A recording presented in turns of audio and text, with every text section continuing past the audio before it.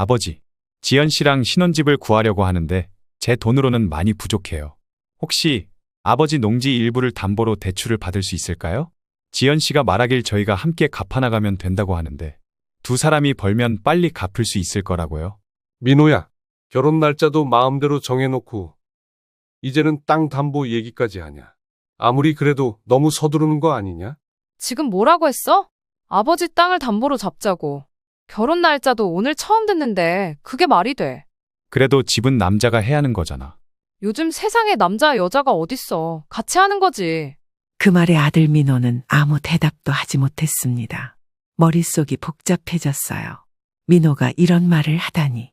말투는 조심스러웠지만 평생 모아온 땅을 담보로 잡자니 이상하게 마음이 불편했어요.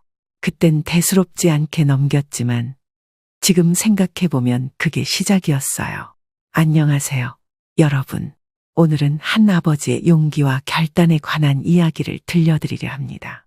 자식을 위해 평생을 바쳤던 그 아버지는 결혼이라는 이름 아래 벌어진 믿을 수 없는 사기 앞에서 결혼식장에선 아무도 예상 못한 일이 벌어졌습니다.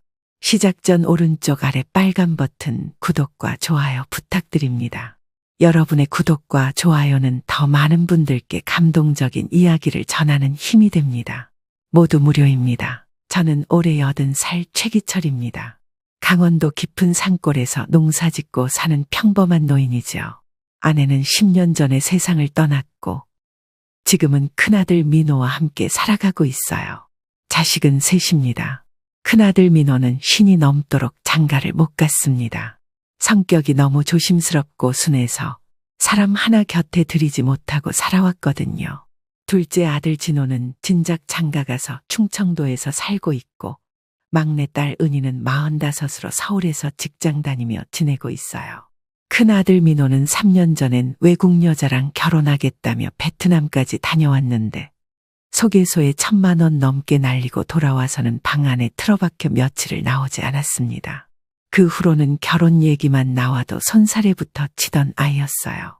그런 민호가 어느 날 정장을 입고 산 밑 버스 정류장으로 내려오더군요. 머리도 반듯하게 다듬고 셔츠며 바지까지 깔끔하게 차려 입고 왔습니다. 평소 구부정했던 어깨를 펴고 걸어오는 모습이 낯설었어요. 표정이 어쩐지 들떠 보이더니 저를 보자마자 결혼할 여자가 생겼다고 말했어요. 순간 놀랐습니다. 믿기지 않았죠. 우리 민호가 결혼이라니. 처음엔 그저 기뻤어요. 신이 넘어가는 아들이 결혼을 한다니 어찌 기쁘지 않겠어요. 어디서 만났냐고 물으니 민호는 수줍게 웃으며 말했습니다. 옆 동네에서 농사 짓는 김씨 아저씨가 썸띵이라는 앱으로 여자를 만났다며 소개해줬다는군요. 나이 든 사람도 요즘은 다 그런 걸로 만난대요. 한번 해보라고 해서 어플을 깔아봤는데 좋은 사람을 만났다는 거였어요. 한 달 됐는데 서울에서 사업하면서도 여기 내려와 살고 싶다고 했답니다. 우리 시절에는 결혼 전에 양가 어른들이 서로의 집안을 꼼꼼히 살폈죠. 그런데 요즘은 앱으로 만나다니 세상 참 빨리도 변하는구나 싶었습니다. 한 달. 그 말이 마음에 조금 걸렸지만 아들이 설레는 모습을 보니 반대할 마음이 들지 않았어요. 먼저 간 아내 생각이 문득 났습니다. 아내가 있었다면 얼마나 좋아했을지. 사진을 보여달라고 하니 민호가 허둥지둥 휴대폰을 꺼내 보여주었습니다.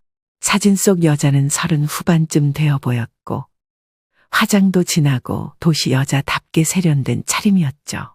웃고 있는데도 눈빛이 웃지 않는 듯 차가워 보였지만 그래도 아들이 좋다니 좋은 여자겠거니 싶었습니다. 이름은 안지연이라고 했어요. 서울에서 무역회사를 한다고 하더군요. 주말에 한번 데려와 보라고 했죠. 아버지가 며느리 될 사람 얼굴은 봐야지 싶어서였어요.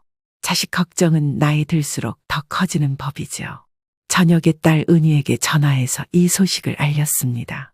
은희는 오빠가 한 달 만에 결혼을 결정했다는 것에 놀라는 눈치였어요. 주말에 한번 내려오기로 했습니다. 은희도 예비 새언니를 한번 봐야겠다고 하더군요.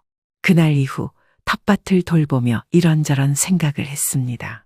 민호가 행복했으면 하는 마음이 컸어요. 하지만 한편으로는 왠지 모를 불안감도 있었죠. 베트남 여자 일로 속상해했던 민호가 또 상처받지 않을까 걱정이 됐습니다. 민호는 매일 그 여자와 통화하며 표정이 밝아졌어요. 평소보다 옷도 깨끗이 입고 면도도 매일 했습니다. 사랑을 하니 사람이 이렇게 변하는구나 싶었죠. 그런데 이상한 건 어느 날부터 민호가 통장을 들고 읍내로 나간다는 것이었어요. 한 번은 물어봤더니 지연 씨한테 줄 선물을 사려고 간다고 하더군요. 더는 물어보지 않았습니다. 아들이 기뻐하는 모습을 보니 그걸로 됐다 싶었죠. 주말이 다가오면서 집안을 깨끗이 청소하고 텃밭에서 채소들을 골라 준비했습니다. 뒷산에 올라가 고사리도 땄지요. 처음 보는 며느리, 시골 음식이라도 정성껏 대접하고 싶었거든요. 드디어 토요일 아침, 민호는 새벽부터 일어나 마당도 쓸고 방도 정리했어요. 저도 아침 일찍 일어나 된장찌개와 백김치, 제철 산나물, 간 고등어 등을 준비했습니다. 은희도 서울에서 내려온다 했으니 오랜만에 딸내미 얼굴도 보게 된다고 생각하니 괜히 마음이 들뜨더라고요. 은희가 먼저 도착했습니다. 오랜만에 보는 딸이라 반가웠어요. 은희는 서울 소식도 전해주고 집안 살림도 거들었습니다. 새로 만나게 될 예비새 언니가 어떤 사람인지 기대된다고 하더군요. 정오쯤 마당 쪽에서 차 소리가 들렸어요. 검정색 외제차 한 대가 마당 앞에 멈춰 섰습니다. 운전석 문이 열리더니 지연 씨로 보이는 여자가 내렸어요. 새하얀 원피스에 새빨간 하이힐, 손엔 명품 가방을 들고 있었죠. 흘길에 발이 닿자마자 흙이 묻을까 조심스레 걷는 모습이 눈에 들어왔습니다. 시골 마당과 너무 어울리지 않는 모습이었습니다. 정중하게 인사하는 지연의 목소리는 부드럽고 공손했지만 눈은 집안 구석구석을 훑어보고 있었습니다. 마치 얼마짜리 물건인지 가격표를 확인하듯 우리 시골집을 살피는 그 눈빛이 마음에 걸렸어요. 그래도 처음 온 손님, 그것도 아들이 좋아하는 여자니까 반갑게 맞이했죠. 안으로 들어가 상 앞에 앉았습니다. 된장찌개에 시골 반찬들을 하나씩 담아내니 상이 제법 풍성해졌어요. 지연은 음식을 보더니 살짝 표정이 굳었다가 곧 와, 정말 맛있겠어요. 라며 칭찬했습니다. 그런데 수저를 거의 들지 않더군요. 밥 한 술 뜨고는 입가를 자꾸 닦았습니다. 밥을 먹으면서 지연은 여러 질문을 했어요. 처음엔 평범했지만 점점 집 크기나 농지 면적 같은 이야기로 넘어갔습니다.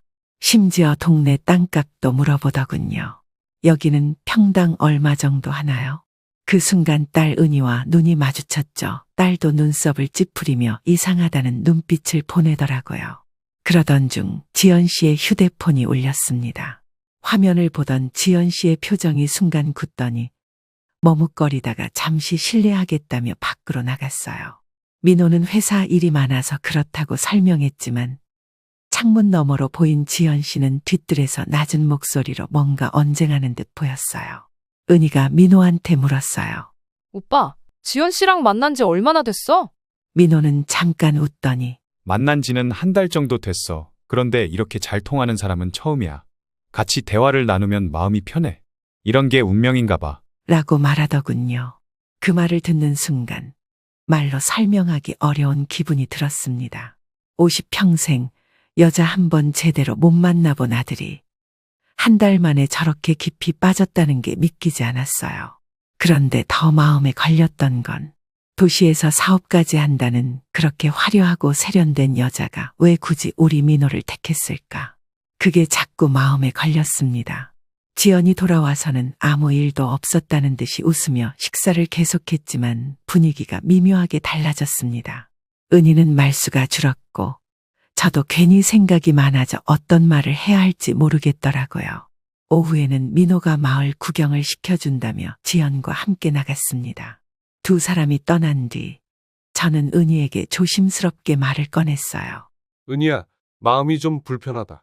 민호가 너무 들떠 있는 것도 그렇고 뭔가 너무 빨리 진행되는 것 같아서. 은희는 제 말을 듣고 고개를 끄덕였습니다. 아빠도 그렇게 느끼셨어요? 저도 지연 씨, 뭔가 이상하단 생각이 자꾸 들어요. 저는 잠시 머뭇거리다가 말을 이었습니다. 사실 민호가 요즘 읍내를 자주 나가. 통장도 자주 들고 다니고 옷도 비싸 보이는 옷을 자주 사고 핸드폰도 새 걸로 바꿨더라. 내가 보기엔 벌써 3천만 원은 넘게 쓴 것 같아. 그 말을 들은 은희가 눈이 동그래졌어요. 아니, 오빠가요? 그렇게 돈 쓰는 사람이 아닌데, 오빠는 원래 뭐든 아껴 쓰는 사람이잖아요. 딸의 반응을 보니 저도 다시금 불안해졌어요. 내색하진 않았지만 마음이 계속 편치 않았거든요. 해질 무렵 민호가 지연과 함께 다시 들어왔습니다. 그리고 우리 쪽을 향해 말했어요. 아버지, 잠깐 드릴 말씀이 있어요. 마루에 둘러앉자 민호가 말을 꺼냈습니다. 결혼 날짜를 다다음 달 5월 17일로 잡으려 해요. 지연 씨가 알아본 호텔이 그날 딱 비어 있어서 식장 예약부터 먼저 하려고 해요. 말을 마친 민호는 제 눈치를 살폈고 지연은 조용히 말을 보탰습니다. 제 부모님은 외국에 계세요. 결혼식 당일에만 오실 수 있어서 상견례는 못할 것 같아요. 죄송해요. 도리가 아닌 줄 알지만 이해해 주시면 감사하겠습니다. 말은 정중했지만 이상하게 의심스러운 건 어쩔 수 없었어요. 순간 은희가 입을 열었습니다. 근데 상견례도 없이 만난 지 한 달 만에 결혼한다는 것이 너무 빠른 거 아니에요? 저도 거들었습니다. 그래, 이건 일륜지 대사 결혼이잖니. 사람과 사람이 만나는 것뿐 아니라 집안끼리 맺는 큰일인데 이렇게 급하게 정해도 되는 건지. 그때 민호가 말을 가로막으며 말했어요. 아버지, 지연 씨도 부모님 여건 때문에 어쩔 수 없어서요. 제가 얼른 결혼하고 싶어서 그렇게 하자고 했어요. 결혼이라는 게 꼭 전통대로만 해야 하는 건 아니잖아요. 지연은 민호의 말을 조용히 듣기만 했습니다. 그러다 곧 서울에 일이 있어 그만 가봐야 할 것 같다며 일어나 인사를 하고 나갔습니다. 지연이 떠난 뒤 민호가 제 옆으로 다가와 말했어요. 아버지, 하나 더 말씀드릴 게 있어요. 저는 말없이 고개를 끄덕였습니다. 신혼집을 구하려고 하는데 생각보다 자금이 좀 부족해서요. 지연 씨 말로는 요즘은 다 담보 대출 받아서 준비한다더라고요. 혹시 아버지 땅 중에 한 군데만 담보로 맡길 수 있을까요? 그 말을 듣자마자 옆에 있던 은희가 버럭했습니다.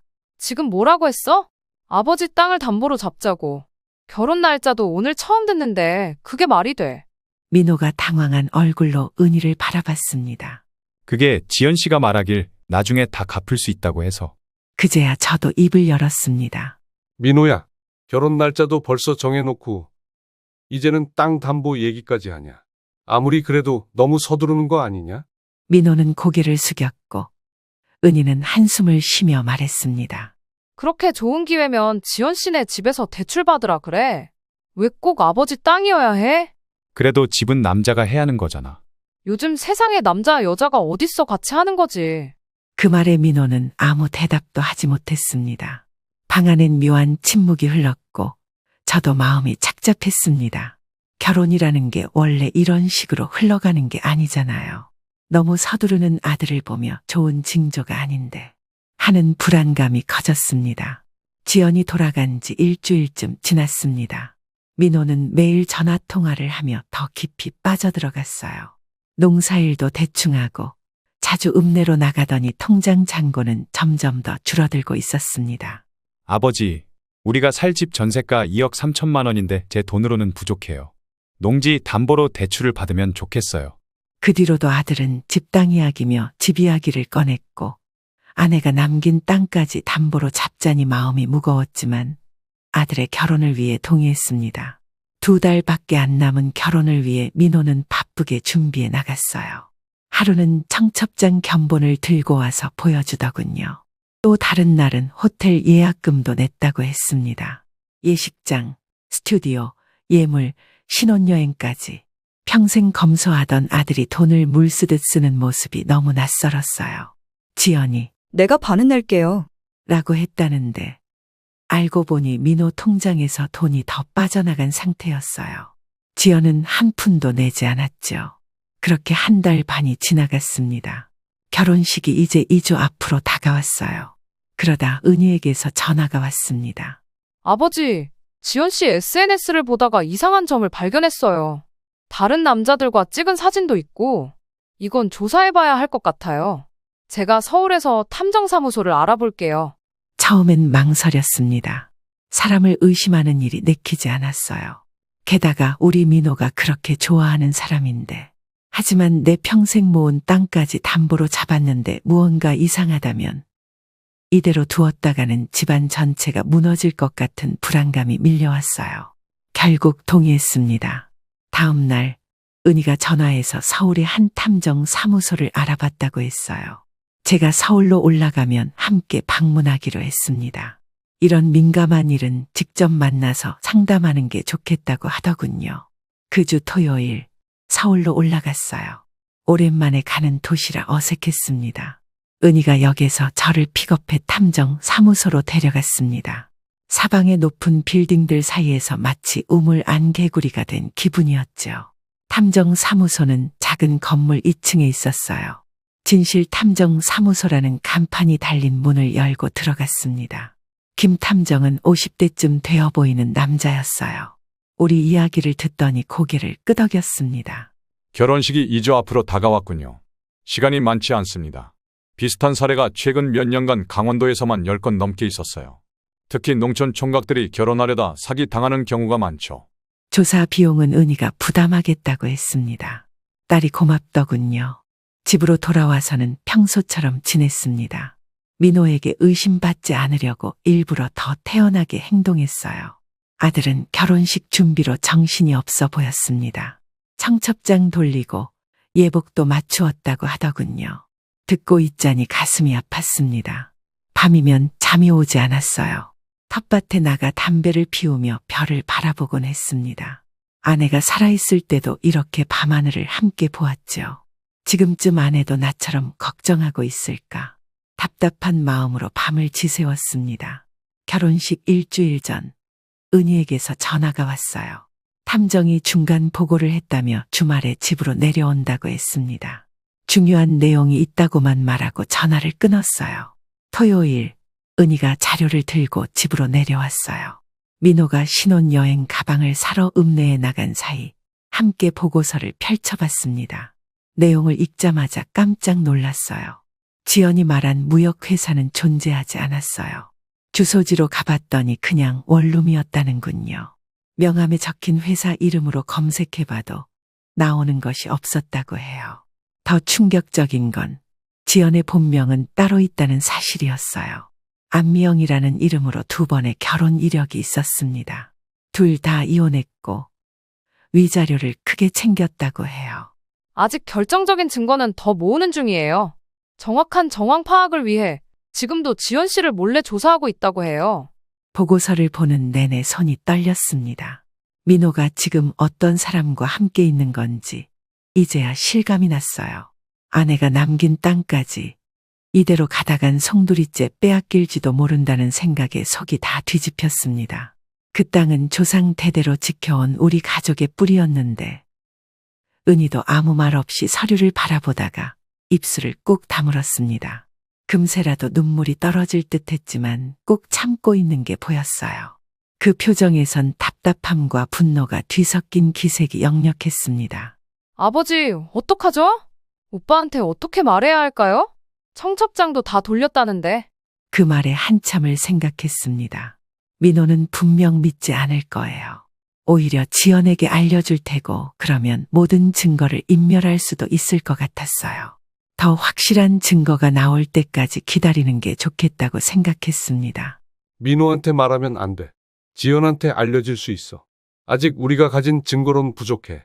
더 확실한 증거가 필요해. 탐정님한테 더 확실한 증거를 모아달라고 해야겠어요.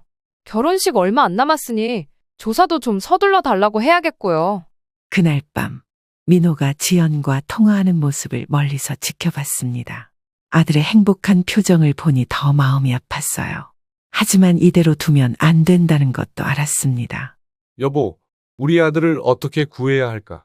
밤하늘의 별을 보며 중얼거렸어요. 이럴 때 아내가 곁에 있었으면 좋겠다는 생각이 간절했습니다. 결혼식 3일 전 은희에게서 전화가 왔어요. 탐정이 최종 보고서를 보냈다면서 급히 집으로 내려오겠다고 했습니다. 은희가 가져온 보고서에는 더 충격적인 내용이 담겨 있었습니다. 지연은 현재 다른 2명의 농촌 총각들에게도 접근 중이었고 심지어 다음 주 주말에 다른 지역에서 또 다른 남자와 약혼식을 올릴 예정이었다고 해요. 여러 지역을 오가며 동시에 여러 명을 속이고 있었던 거죠. 민호가 서울에 지연을 만나러 올라간 사이 우리 가족은 더욱 긴박해졌어요. 진호가 휴가를 내고 왔고 가족 회의를 열었습니다. 셋이 머리를 맞대고 어떻게 할지 의논했어요. 이제라도 형에게 전부 알려야 해요. 이 증거들은 너무 명확해요. 진호가 강하게 주장했습니다. 항상 직설적인 둘째 아들은 바로 행동하자고 했어요. 은희가 고개를 저었습니다. 지금 오빠 마음 상태로는 우리 말을 안 믿을 거예요.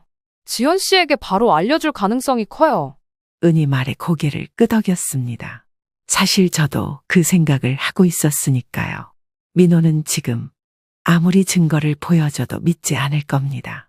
오히려 지연 쪽에 먼저 흘릴 수도 있고요. 그럼 어떻게 해야 하지? 제가 한숨 섞인 목소리로 묻자 진호가 바로 답했습니다. 결혼식장에서요. 스크린에 증거 영상을 띄우는 거예요. 하객들 앞에서, 모두가 보는 앞에서 진실을 밝히는 거죠. 그 말을 듣는 순간 가슴이 철렁 내려앉았어요. 그 많은 사람들 앞에서 우리 민호가 어떤 상처를 받을지 생각하니 눈앞이 아찔했습니다. 처음엔 너무 가혹하다고 느꼈죠. 하지만 곧 진호의 말에 정신을 차렸습니다. 이대로 결혼하면 형 인생은 끝장나요. 차라리 지금 진실을 알게 하는 게 훨씬 나아요. 진호는 한치의 흔들림도 없었습니다. 은희와 진호는 경찰에도 신고했습니다. 하지만 아직 결혼도 안 했고 민호가 자발적으로 돈을 준 것이라 당장 잡아갈 수는 없다고 하더군요. 다만 결혼식 날 증거를 들고 신고하면 적극 검토하겠다고 했습니다. 민호는 서울서 돌아오더니 더욱 들떠 있었습니다. 지연과 통화할 때마다 행복에 겨운 모습이었습니다. 모은 돈 5천, 대출 5천, 모두 그녀에게 들어가고 남은 건 빈 통장뿐이었는데도 말이죠. 저는 그 모습을 보니 가슴이 아프면서도 속이 터질 듯 답답했습니다. 결혼식 전날 탐정이 마지막 증거들을 가져왔어요. 지연이 다른 남자와 모텔에 들어가는 결정적인 사진, 그리고 같은 수법으로 피해 입은 농촌 총각들의 진술서까지. 모든 증거가 확실했습니다. 진술서 중에는 지연에게 집 한 채를 날린 경북의 농부도 있었어요. 그 집안은 지금도 빚을 갚고 있다고 했습니다. 내일 정말 이걸 다 보여줘야 하나? 보고서를 보며 마음이 무거웠어요. 사랑하는 아들이 그 많은 사람들 앞에서 얼마나 상처받을지 생각하니 가슴이 찢어질 것 같았습니다. 그래도 지금 민호에게 상처 주는 게 나중에 모든 걸 잃게 하는 것보다 나을 거라 생각하고 마음은 단단히 먹었습니다. 하지만 마음이 편치 않아 잠을 이룰 수는 없었어요. 그날 밤 민호는 저와는 다른 이유로 들떠서 잠을 이루지 못하는 모습이었습니다. 내일이면 평생 꿈꿔온 결혼을 한다며 좋아하는데 그 결혼식이 어떻게 끝날지 민호는 모르고 있었죠. 한밤중에 마당에 나가 담배를 피웠습니다. 별이 유난히 밝게 빛나던 밤이었어요. 별빛 사이로 아내의 얼굴이 보이는 것 같았습니다. 내일 모든 것이 드러날 것입니다. 결혼식 당일 새벽녘 민호는 예식 준비 때문에 먼저 서울로 올라갔습니다. 집에는 우리 가족만 남았고 모두 무거운 표정으로 준비했습니다. 가슴 한편으로는 민호에게 미안했지만 이렇게라도 해야 했어요. 은희는 USB를 가방에 넣고 몇 번이나 확인했어요. 거기엔 탐정이 찍은 지연의 정체를 밝힐 결정적인 영상이 담겨 있었습니다. 아버지, 준비됐어요? 은희가 물었어요. 고개만 끄덕였습니다. 말이 나오지 않았어요. 오늘 이 일이 끝나면 민호가 얼마나 상처받을지 생각하니 가슴이 찢어질 것 같았습니다. 서울 시내 큰 호텔 웨딩홀에 도착했어요. 화려한 장식과 꽃들이 눈부셨습니다. 민호는 신랑 대기실에 있었고 우리 가족은 로비에 모였습니다. 진호도 가족을 데리고 와 있었어요. 은희가 직원에게 다가갔습니다. 영상 시스템 점검 좀 할 수 있을까요? 신랑 축하 영상이 있어서요. 직원이 어디서 틀지 설명해 주는 동안 나는 주변을 살폈어요. 지연의 가족이라고 소개된 사람들이 와 있었는데 뭔가 어색해 보였습니다. 외국에 있다던 부모님 대신 친척이라는 사람들이었는데 탐정 보고서에 따르면 고용된 배우들이었어요. 신부 대기실 쪽을 지나가다 지연의 목소리가 들렸습니다. 누군가와 통화하고 있었어요. 일주일 안으로 전세금 빼서 빠져나갈게. 조심해야 해, 끊어. 그 말을 듣는 순간 분노가 치밀었어요. 우리 아들을 농락하는 모습을 직접 듣게 되니 참을 수가 없었습니다. 식이 시작되기 전 진호가 경찰에 전화를 걸었고 은희는 USB를 다시 한번 확인했습니다. 진호는 내 어깨를 토닥였어요. 아버지, 힘내세요. 곧 끝날 거예요. 드디어 웨딩 마치가 울렸습니다. 하객들이 모두 자리에 앉았고 민호가 단상에 올라 기다렸어요. 지연이 웨딩드레스를 입고 입장했습니다. 화려하고 아름다웠지만 그 미소 뒤에 숨은 아기를 생각하니 소름이 돋았어요. 식이 진행되는 중에 주례자가 혼인 서약을 묻기 직전 자리에서 일어났습니다. 잠시만요. 모든 시선이 나에게 쏠렸어요. 민호의 눈에는 놀람과 당혹감이 가득했습니다. 이 결혼식을 진행할 수 없습니다. 보여드릴 것이 있습니다. 은희가 신호를 보내자 웨딩홀 스크린에 영상이 나타났어요. 처음엔 지연이 다른 남자와 함께 모텔로 들어가는 장면이 나왔습니다. 날짜와 시간이 찍혀 있었어요. 불과 이틀 전이었습니다. 하객들 사이에서 놀란 탄성이 터져 나왔어요. 다음 장면은 지연이 또 다른 남자와 약혼 반지를 고르는 모습 그리고 돈을 받는 장면까지 나왔습니다. 마지막으로 피해자들의 인터뷰가 나왔어요. 모두 비슷한 수법으로 돈을 뜯겼다는 증언이었습니다. 영상을 보는 민호의 얼굴은 점점 창백해졌어요. 지연은 처음엔 당황했다가 곧 분노한 표정으로 소리쳤어요. 이게 무슨 짓이에요? 저런 영상은 조작된 거예요? 민호 씨, 당신도 이런 거짓말을 믿는 거예요? 지연은 민호에게 달려가 팔을 붙잡았습니다. 눈물까지 글썽이며 억울하다는 듯 연기했어요. 내가 어떻게 저런 짓을 해요? 날 믿어줘요. 민호 씨, 당신 가족이 우리 사이를 갈라놓으려는 거예요? 하지만 영상은 계속 재생되었고 점점 더 확실한 증거들이 나왔습니다. 지연의 목소리로 이번에도 쉽게 넘어갔네. 농촌 사람들은 정말 순진해서 좋아. 라고 말하는 녹음까지 나왔어요. 증거가 너무 명백하자 지연의 표정이 순식간에 바뀌었습니다. 연기하던 표정이 싹 사라지고 차갑고 냉소적인 얼굴로 변했어요. 뭐 어때서? 그래, 맞아. 다 연기였어. 이런 시골 사람한테 그럼 진짜로 마음 줄 것 같아? 주제를 알아야지. 바로 그때 경찰이 웨딩홀로 들어왔습니다. 안재현 씨, 아니 안미영 씨죠. 사기 혐의로 조사를 받으셔야겠습니다. 지연은 경찰에게 연행되며 마지막으로 비웃듯 말했어요. 결혼식까지만 버티면 됐는데? 더 뜯어낼 수 있었는데. 하필 이 타이밍에 들켜버리네. 그 말에 민호의 표정이 무너져 내렸습니다. 지연이 경찰과 함께 나가고 하객들은 웅성거리며 자리를 뜨기 시작했어요. 화려했던 결혼식장은 순식간에 혼란과 충격의 현장이 되었습니다.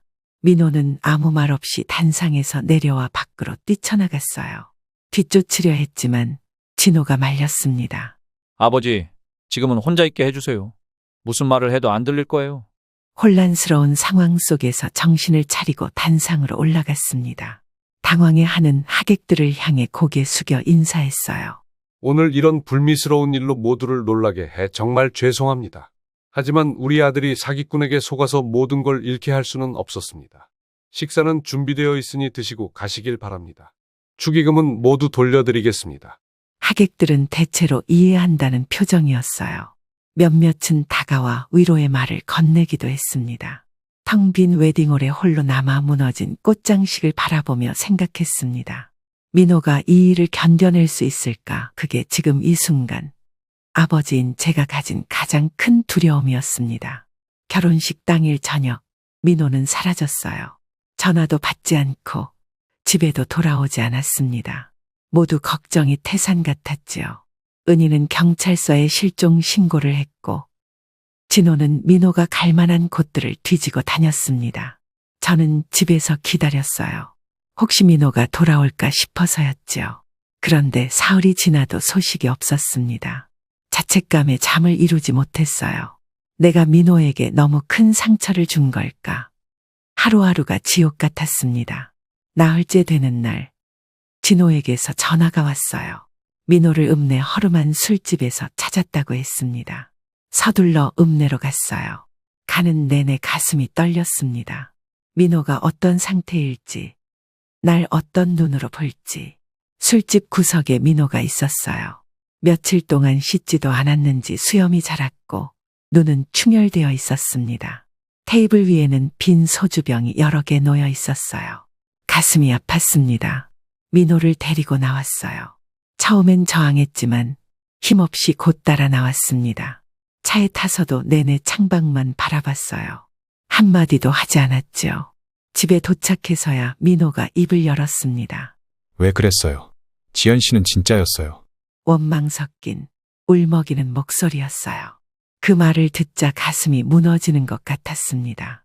민호는 그 말을 끝으로 방에 들어가 문을 잠갔습니다. 아무리 불러도 대답이 없었어요. 그날 밤 은희와 진호는 서울로 돌아갔지만 민호가 걱정되어 마음이 편치 않았습니다. 그날 이후 민호는 방에서 나오지 않았어요. 식사도 거의 하지 않았어요. 사흘이 지나자 더는 참을 수 없어 방문을 열었어요. 방 안은 엉망이었어요. 민호는 침대에 누워 천장만 바라보고 있었습니다. 얼굴은 헬쑥하고 눈은 충혈되어 있었어요. 일주일쯤 지났을 때 민호가 읍내로 나간다고 했습니다. 처음으로 방에서 나온 것이라 그냥 보내줬어요. 하지만 저녁이 되어도 돌아오지 않았습니다. 불안한 마음에 동네 이장님께 연락드렸어요. 이장님이 주변을 수소문해 술에 잔뜩 취한 민호를 읍내 술집에서 찾아주셨습니다. 그렇게 한 달쯤 지나자 민호는 조금씩 말을 하기 시작했어요. 하지만 여전히 지연의 편을 들었습니다. 증거가 조작된 거 아닐까요? 라며 현실을 부정했죠. 그 다음엔 왜 하필 내가? 라는 자책과 분노가 이어졌어요. 마음의 상처가 단계적으로 나타나는 것 같았습니다. 어느 날 저녁 민호를 데리고 뒷산에 올라갔어요. 별이 잘 보이는 조용한 자리였습니다. 한참을 말없이 앉아 있다가 조용히 입을 열었죠. 민호야, 예전에 베트남 결혼 사기 당했을 때 너 그렇게 무너지는 거 보는 게 아버진 참 힘들더라. 그래서 이번엔 제발 잘 됐으면 좋겠단 마음뿐이었어. 근데 이번에도 그대로 두면 넌 정말 모든 걸 잃을 것 같더라. 그래서 아버지가 막은 거다. 민호는 말없이 고개를 떨궜고 눈물이 천천히 흘렀습니다. 그제야 조금씩 현실을 받아들이는 것 같았어요. 주말에 은희가 서울에서 왔어요. 그리고 경찰에서 받아온 자료를 보여줬어요. 지연, 아니 안미영의 범죄 이력이었습니다. 같은 수법으로 4명의 농촌 총각들에게서 돈을 뜯어낸 기록이 있었어요. 그중 한 명은 억대의 빚을 지고 정말 위험한 생각까지 했었다고 하더군요. 전세집은 계약을 취소하고 다른 세입자를 구해 돈은 돌려받았지만 민호가 모은 돈과 대출금으로 예식장, 예물 비용 등은 이미 날아간 상태였습니다. 민호는 자료를 보면서 점점 표정이 굳어졌어요. 자책에서 분노로 감정이 변해가는 게 보였습니다. 드디어 진실을 직면하기 시작한 거였죠. 내가 바보였어요. 평생 모아둔 돈 다 날리고 대출까지 받아서. 민호가 침대에 앉아 고개를 숙였어요. 어깨가 떨리는 걸 보니 울고 있는 것 같았습니다. 다가가 등을 토닥였어요. 아무 말도 하지 않았습니다. 그저 곁에 있어줬습니다. 그날부터 저는 평소보다 일찍 일어나 아침상을 차렸어요. 민호가 먹든 안 먹든 매일 방 앞에 두었죠. 텃밭에서 일할 때는 깨끗한 장갑 한 켤레를 민호 신발 옆에 놓아두었습니다. 억지로 권하지 않았어요. 그저 준비만 해두었지요. 시간이 지나도 민호는 좀처럼 잘 나오지 않았습니다. 은희는 주말마다 내려왔고 진호는 사정상 자주 오지 못했죠. 결국 민호 곁을 가장 오래 지킨 건 저였습니다. 아무 말도 하지 못한 채 아들 옆에 앉아 있는 것 말고는 제가 할 수 있는 게 없었어요. 지금은 시간이 필요합니다. 무리하게 말을 시키거나 다그치면 오히려 회복이 늦어질 수 있어요. 의사가 해준 말이 계속 머릿속에 맴돌았습니다. 병원에서는 우울증이라고 했고 약도 처방받았지만 민호는 잘 챙겨 먹지 않았습니다. 텃밭 일은 제가 전부 도맡아 했습니다. 농사일은 기다려주지 않으니까요. 민호가 방 안에만 있을 때면 가끔 조심스럽게 말해봤습니다. 밖에 좀 나올래? 바람이라도 쐬면 좋을 것 같은데. 그럴 때마다 민호는 조용히 고개를 저었습니다. 그래도 저는 멈추지 않았습니다. 언젠가는, 정말 언젠가는 마음을 열어줄 거라 믿었으니까요. 그렇게 기다리던 어느 날 저녁, 민호가 오랜만에 식탁에 앉았어요. 된장찌개에 조용히 밥을 먹기 시작했습니다. 무거운 침묵이 흘렀어요. 그때 민호가 말했습니다. 죄송해요. 그 한마디에 눈시울이 뜨거워졌어요. 작은 변화였지만 의미 있는 순간이었습니다. 그렇다고 모든 것이 해결된 건 아니었어요. 그 다음 날도 민호는 여전히 우울했고 가끔은 분노를 터뜨리기도 했습니다. 회복은 마치 겨울 지나 봄이 오듯 눈에 보이지 않게 천천히 찾아왔습니다. 의사는 최소 1년은 걸릴 수 있다고 했습니다. 사랑하는 사람의 배신과 재산 손실, 주변 사람들의 시선까지 한꺼번에 너무 많은 상처를 입었으니까요. 그해 가을, 추수철이 되었습니다. 민호는 조금씩 텃밭에 나오기 시작했어요. 말은 거의 없었지만 간단한 일은 도와주었습니다. 계절이 바뀌듯 사람도 천천히 변한다는 생각이 들었어요. 겨울이 오고 첫눈이 내렸습니다. 그날 밤 마당에 나가 담배를 피우며 별을 바라봤어요. 그렇게 긴 겨울이 지나고 봄이 찾아왔습니다. 겨울 내내 방에 틀어박혀 지냈던 민호가 조금씩 텃밭에 나오기 시작했어요. 처음에는 그저 앉아서 햇볕을 쬐는 정도였지만 나중에는 가끔 호미를 들기도 했습니다. 말은 여전히 적었지만 표정이 조금 편안해 보였어요. 안미영은 사기죄로 3년형을 선고받았습니다. 다른 피해자들도 합류해 민사소송도 진행 중이었어요. 은희 말로는 일부 금액은 돌려받을 수 있을 거라고 했지만 솔직히 기대는 크지 않았습니다. 농협 대출금은 여전히 남아 있었어요. 민호가 앞으로 갚아나가야 할 빚이 되었죠. 다행히 농지는 지켜냈습니다. 어느 날 은희가 데려온 심리 상담사가 민호를 만났습니다. 그 후로 민호는 한 달에 한 번씩 상담을 받기 시작했어요. 아주 천천히 나아지는 것 같았습니다. 여름이 되자 민호는 본격적으로 농사일을 도왔어요. 흙을 만지는 일이 그에게 위로가 되는 듯 했습니다. 벼농사만 하던 우리 땅에 은희가 알아본 새로운 작물을 심어보자고 했어요. 고소득 작물이라나요. 민호의 눈에 처음으로 관심이 보였어요. 아버지, 이거 한번 심어볼까요? 오랜만에 들은 민호의 적극적인 말에 가슴이 뭉클했습니다. 그해 가을, 우리는 첫 수확을 했어요. 수익은 작았지만 민호에게는 새로운 시작이었습니다. 가을이 지나고 겨울이 지나 봄이 다시 찾아왔습니다. 민호는 이제 매일 아침 저와 함께 농사일을 했어요. 겨울 내내 쌓아둔 계획들을 하나씩 실천하기 시작했습니다. 아직 말수는 적었지만 예전보다는 나아진 듯 보였어요. 어느 날 민호가 처음으로 그 이야기를 꺼냈어요. 아버지, 그때는 이해 못했는데 이제는 알겠어요. 감사해요. 말없이 고개만 끄덕였습니다. 더 이상의 말은 필요 없었어요. 아들이 다시 일어서고 있다는 걸 느낄 수 있었으니까요. 모든 상처가 완전히 아물지는 않았지만 적어도 민호는 다시 앞으로 나아가고 있었습니다. 농사 기술을 더 배워 다양한 작물을 키우겠다고도 했습니다. 민호는 돈도 잃고 마음에도 큰 상처를 입었지만 예전보다 단단해진 것 같았습니다. 이제는 스스로 뭔가 해보겠다는 눈빛이 보였어요. 뭐라 말은 못했지만 이제 마음이 좀 놓였습니다. 그리고 한편으론 미안하기도 했습니다. 그날 밤도 민호 방에서 불빛이 새어나왔습니다. 농사 책을 보고 있을 거예요. 끝까지 함께 해주셔서 감사합니다. 이 이야기가 여러분께 작은 위로가 되었기를 바랍니다. 오늘의 이야기가 마음에 드셨다면 구독과 좋아요로 응원해주세요. 알림 설정도 해두시면 다음 이야기도 빠르게 만나보실 수 있습니다. 노년의 지혜와 부모의 사랑을 담은 더 많은 이야기로 찾아뵙겠습니다. 여러분의 소중한 이야기도 나눠주세요. 감사합니다.